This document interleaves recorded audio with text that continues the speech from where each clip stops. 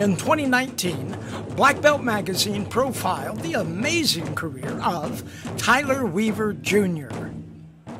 Tyler started winning national martial arts championships about the same time when most kids his age were still trying to learn how to ride a bicycle. Karate and martial arts was definitely my thing, so I continued on training and doing it, and now I've been doing it pretty much my whole life. With more than 500 first-place wins, 100 grand championships, and more than 44 world titles by age 21, Tyler had achieved superstar status as a member of Team Paul Mitchell.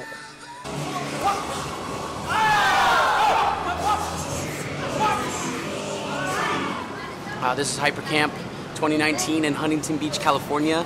This is where we're here to basically teach martial artists and martial art athletes around the world. There's people from all over here. We got people from Mexico, Canada. We have some people from Australia here. They're here to learn new maneuvers, new combinations, flipping, acrobatics, weapons, everything like that. And we're here to teach them and give them a good experience. Yeah, the Weavers come to an event like this and they really bring not only just the energy, but the creative combinations and techniques. They have a whole unique style, so it's really cool. And also their kicks. You know, they put the different kicks and different tricks together, and they teach cool little sets to everybody. And so, you know, they're definitely a huge draw. One of the biggest reasons people come to the Hyper Camp is to train with Tyler and Riker, because they're just amazing instructors, amazing martial artists, and really, really creative. For years, Tyler had been keeping a secret from his fans, his family, and even Tyler himself, because he had no idea that with every jumping kick and all of those lightning fast punches, he was actually doing battle against an affliction that attacks 1 in 59 individuals in the United States every year.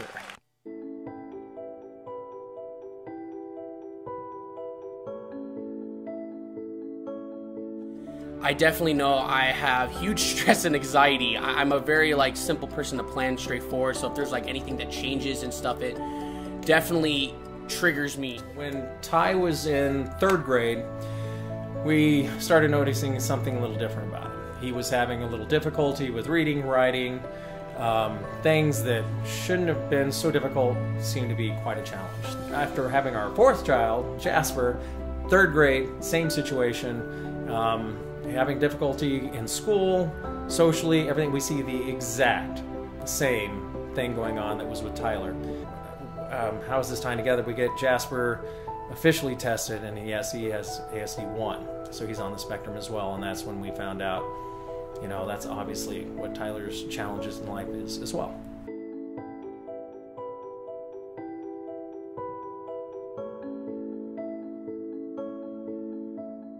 These swings right here are for Jasper because they're specifically for autism, actually.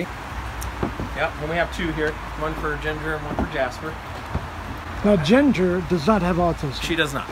Ginger doesn't have autism, but you know, you want to make sure that both, we don't want her to be what's called the invisible child, because when one has autism, there's so much need for them that sometimes one of the child gets neglected.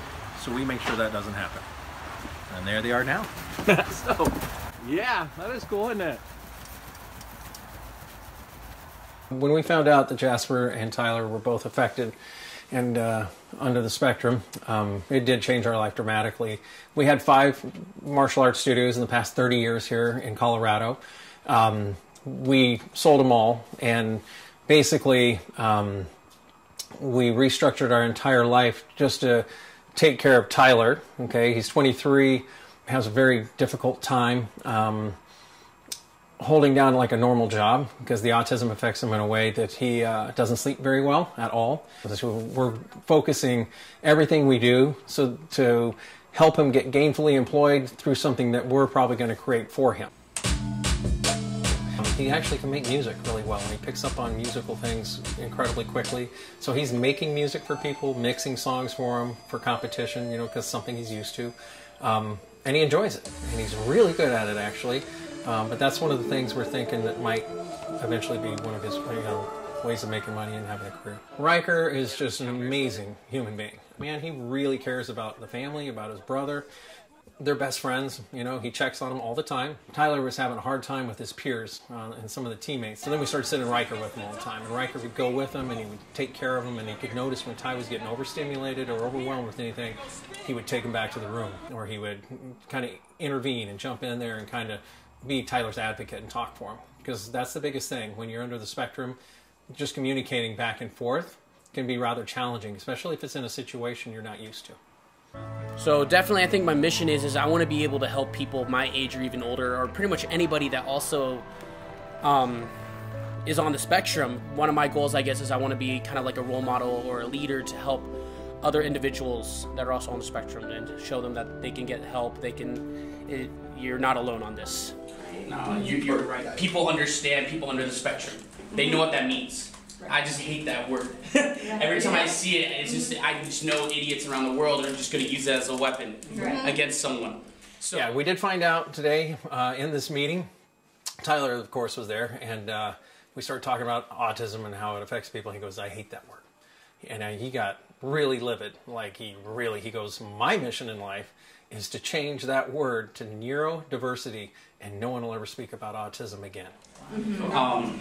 So kids, they don't understand it. So if they could start learning that they are under the spectrum and like they are neurodiverse, that's just a cool word. Honestly, you hear neurodiversity, you're like, what is that? Yeah, try to put a negative spin on that. You can't put a negative spin on that. Sounds pretty powerful. It sounds, it's like, oh, this kid's neurodiverse. Yeah. Like he just thinks different. That's my goal. That's all I want to say. It's like, this kid's neurodiverse, he thinks different. And so we're thinking we might be taking this all the way up to the Supreme Court, or all the way up to the Senate, or wherever it needs to go, to see if we can get autism nixed. Just like a while ago, I guess the word retard was nixed, and it took a lot of effort and a lot of work, but I haven't heard that word in a long time, actually. So now we're going to try to do the same thing with autism, just for Tyler. That's his mission. He really dislikes it. This is the Weaver family. We're doing our new Jaspy's Journey. Most of the time we do martial arts stuff. That's what we're known for. But now we're known for Jaspy's Journey. And that's what we do. We travel around the country now. We're based here in Colorado, but we're going to set up these sensory relief, and we're going to try to get them at major sporting events and different things as well. This is Jasper right here. Pretty much everything is based on what he goes through and what he experiences. So all this stuff you see here is things that he really enjoys. And so we kind of just passing it on to all the other kiddos out there that maybe have a few challenges in life, and we're trying to help out the best we can and serve the community. Well, the sensory rooms themselves are kind of designed for somebody who's getting overstimulated. It's really effective for people with autism. Of course, that's one of our specialties, but it can be for anybody. We've had a lot of different special needs actually come into our sensory rooms and decompress. We've set up an area where they can just sit and calm down. We can even close it down.